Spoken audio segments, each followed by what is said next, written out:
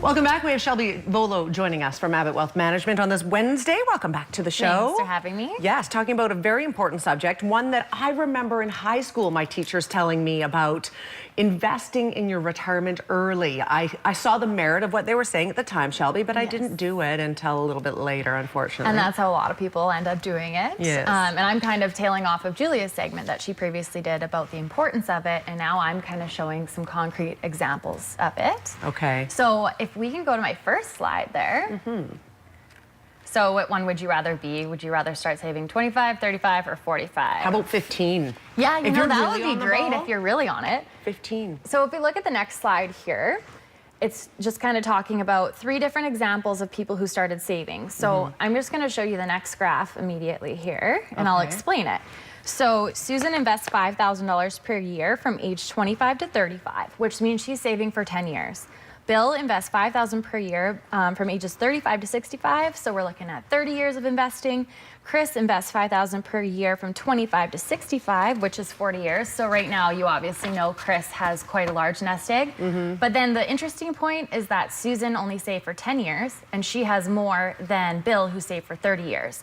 So right here, you can see that is the beauty of compound investing. The earlier you start, the longer it gets to sit there and get market growth and you know, get that gain in there. What a huge difference. That really tells the story with that graph, I really liked that example because I'd rather save for 10 years and be like, all right, you know, I'll take a break now. But so that one was really great. And then another example that I have up here. So the facts, the power of compounding, case 1. So they're both age 20. He starts investing $1,000 from 1973 to 92.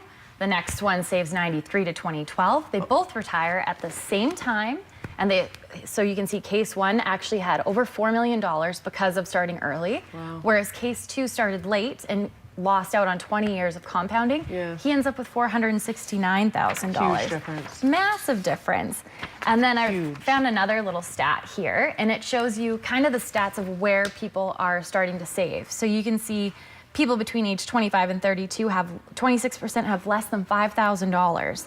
Which is pretty crazy because when you're 25 to 32, that's when you're probably making a good income, and you probably don't have kids for a good portion of that time. So you probably should have some extra money to be putting away and saving. But we always think we're never going to retire, just like Julia said. But the thing is you are going to retire. So you need to start saving.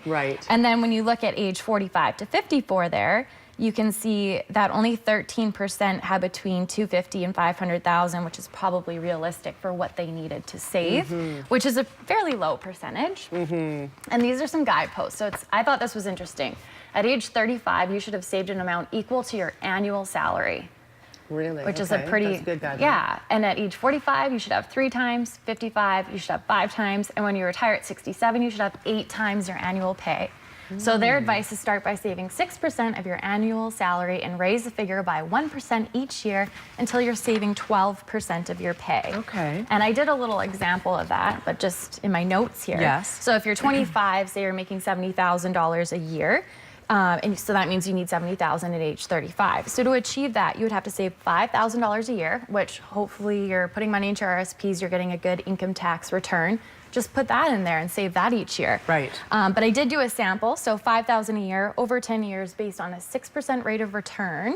If you deposit it at the beginning of the year in January, you would end up with $69,000. But if you put it in at the end of the year, which is December, so you lost out on those other 11 months, right there you're only with $65,000. So in 1 year, you can already see the beauty of compounding and why you got to start at the beginning of the year every year and start saving early. So because you're in this business, I'm hoping that you started at age 15 maybe? You know, that would have been nice, but I will say I started at 21. That is amazing. That's better. You'll be retiring before most of us then, I hope so. Good for you. Great tips today. Compounding interest, a great thing to think about, the fact that it can save you so much time if you start early.